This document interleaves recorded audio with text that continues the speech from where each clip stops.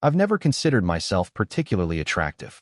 I certainly don't have big tits, a big round ass, ballerina legs, or hair shiny enough for a shampoo commercial. And unlike Helen of Troy, my face wouldn't launch 1,000 ships. Despite this, I have received a lot of male attention over the years. Maybe it's because I have an open and friendly face, and I'm always kind to everyone. Regardless of the reason, after a man called me attractive or some synonym, for about the 50th time I admitted that there was something about me that attracted guys. It never crossed my mind, and I continued to be friendly and nice to everyone I came into contact with, even some people who probably didn't notice. By the way, my maiden name was Lisbeth Wharton, and my newly adopted married name was Lisbeth Tipton. I got married when I was 23 to Gary Tipton, a guy I met in my first year of law school while he was a graduate student in business school.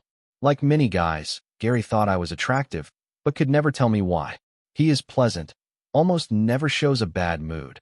Although he played hockey in college, which is a rough sport, is good-looking, outwardly honest and smart, and did very well in business school.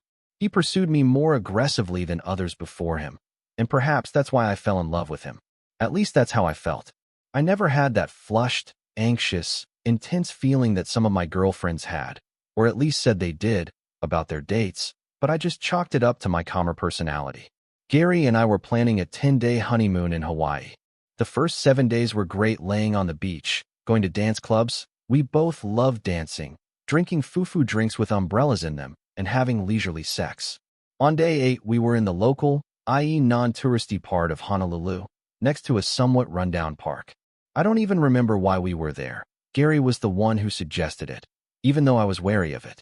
While I was sitting on the park bench, Gary went to get some ice cream since it was a hot day. He had only been gone for about a minute when I saw a couple of burly guys staring at me. I almost ran after Gary but decided I was just being paranoid.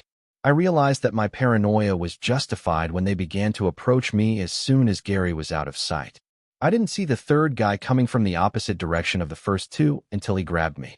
Suddenly, all three of them pulled me towards the car with the door open. The only thing they said was, "Don't resist, bitch, or you'll get hurt," and at least one of them slapped me when I screamed. I was unsuccessfully trying to stop them from putting me in the back seat of the car when I heard a groan and a crack, and one guy let me go. Suddenly things became very violent, and I felt my head hit the car, and I collapsed to the ground in pain, bordering on delirium. One of my eyes was quickly swollen shut, and I was having trouble thinking clearly. But as far as I could tell, some big blonde guy was fighting two thugs while a third lay motionless on the ground. One of the thugs landed on top of me, apparently unconscious, and I instinctively pushed him away from me just in time to see the big blonde guy snap the neck of the third guy, who went completely limp and fell to the ground. The big blonde guy literally threw off the bandit who was lying on top of me, and then asked in a gentle voice, "Are you okay?" I guess my answer was garbled because he got a concerned look on his face. Then he picked me up like I weighed nothing and carried me to his car. He carefully placed me in the front passenger seat and buckled me in. He wet a rag with water from a bottle and gently wiped my forehead over my swollen eye and somehow took out a bandage, I think from the first aid kit, although I didn't see it, and placed it over the obvious cut above my left eye. He disappeared for a short time, put my purse on my lap, and said, "I'll take you to the hospital." I saw him playing with his phone, apparently getting directions to the nearest hospital, and then we were on our way. During the trip, I drifted in and out of consciousness. When I was conscious, I remember looking at his face and thinking, this is the most handsome guy I've ever seen in my life, and I admired his broad shoulders and big biceps. He asked me a lot of questions, obviously trying to wake me up since I was told in high school health class that if someone has a head injury, you should try to keep them awake. All I remember were the questions, did my rings mean I was married? Where was my husband? And what did he look like? I think I gave the right answers. I realized this when he pulled up to the hospital emergency room. When he came to pull me out of his car, he said, "I would appreciate it if you wouldn't tell anyone that I killed 2 of the 3 guys who attacked you. And please tell them that you don't remember anything about me."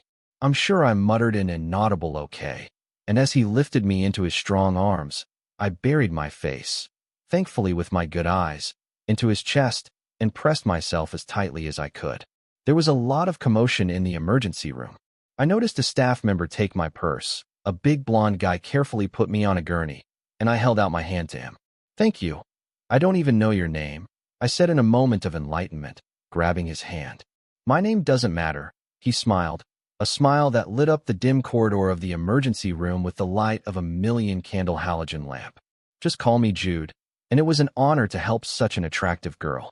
I seemed to fall into unconsciousness as I felt the gurney move from its place. I ended up with a severe concussion, as well as a swollen left eye and a cut above it that required several stitches. Gary apparently arrived, although I drifted in and out of consciousness, so I was never sure, in about 3 hours.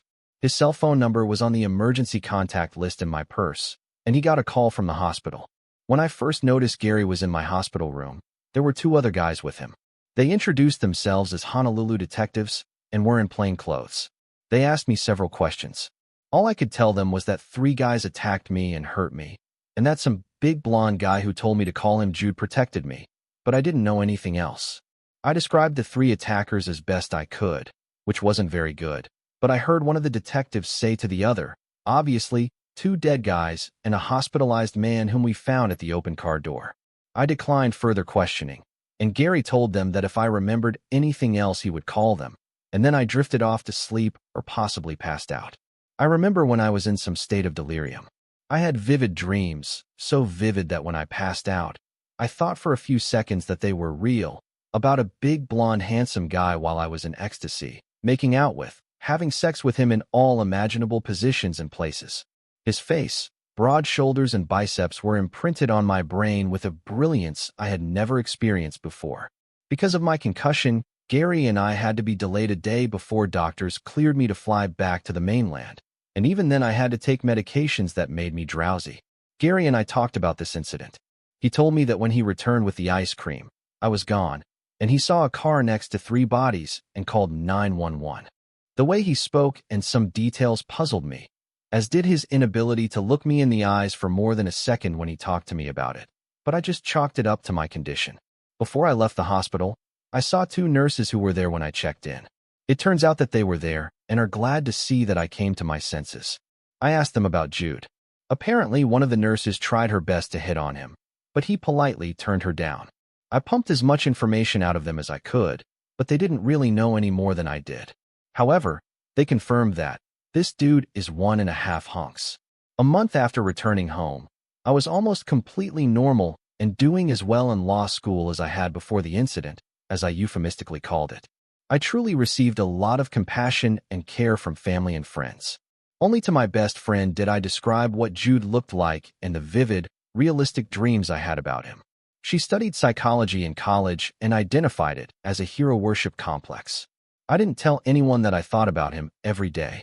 One of the results of the incident was that it left a small scar near my left eyebrow. It was lightly covered with makeup and completely unnoticeable from a distance or when I was wearing sunglasses. However, whenever I noticed it in the mirror, instead of remembering the bad part of the incident, I thought about Jude. Gary got his master's degree, I got my law degree, and we both got good jobs, me at an intellectual property law firm and him at a startup internet company. After about 5 years of marriage, things were going well for us in many ways, but sometimes I had a strange feeling of emptiness. I would call our comfortable because we never fought. We had many common interests, a good lifestyle, and a good collection of mutual friends.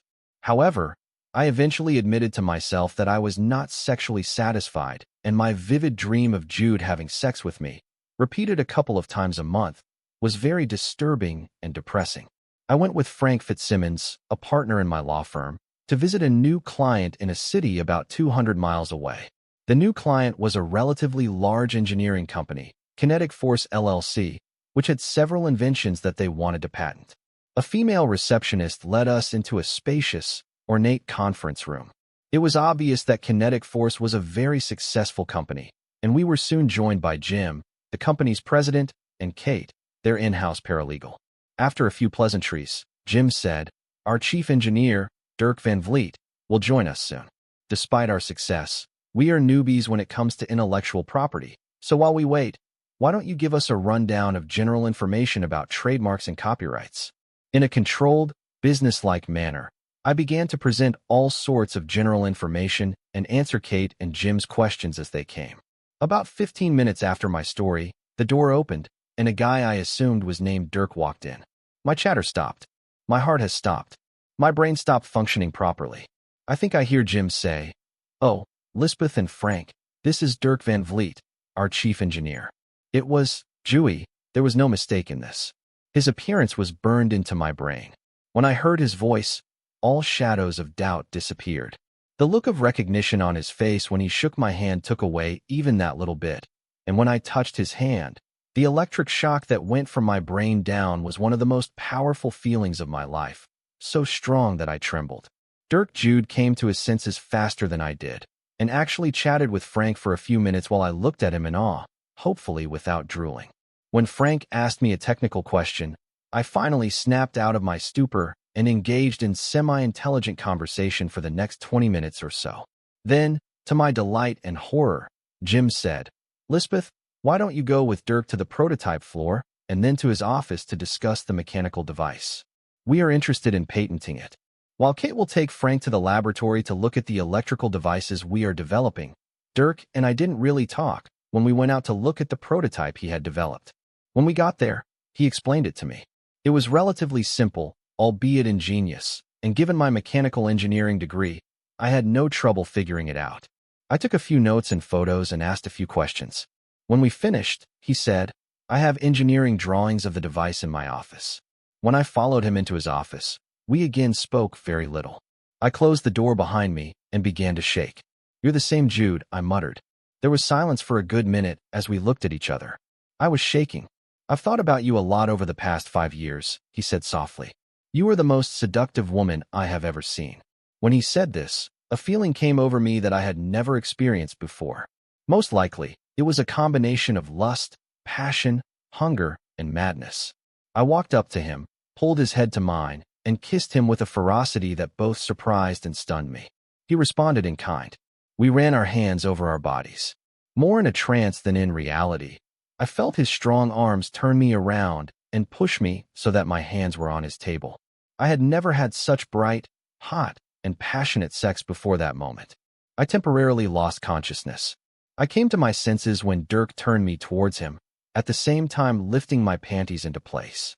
After a few quick kisses to different parts of my neck and face, he muttered, "I'm really sorry, Lisbeth." I didn't let him finish. But I do not. I dreamed about this for 5 years, only to discover that the reality is even better than the fantasy. "We have to pull ourselves together before we see anyone," he said. "But all I want to do is make love to you," he said. Make love to you. I was happy. Over the next 15 minutes, we regained as much composure as possible and made a plan for Frank to return that night and for me to stay the night, apparently at Dirk's house. I learned that his wife died 2 years ago from a brain aneurysm. He asked shyly, "Do you think about your husband?" I think my answer shocked him.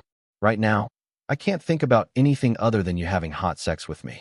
I've never cheated before, but I can't ignore how I feel about you and have been feeling for the last 5 years.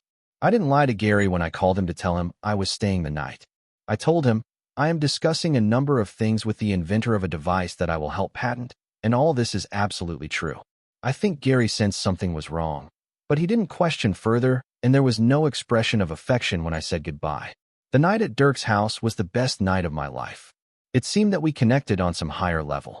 I felt more comfortable with him than with anyone else in my life. Our nightly bacchanalia exceeded my wildest dreams. For the better part of 12 hours, I was in a constant state of euphoria, and I had feelings stronger than those I had for Gary. About halfway through the night, I realized that although I had always been comfortable with Gary, I didn't love him because I didn't know what love was until my time with Dirk. After the night I spent with Dirk, my marriage was over.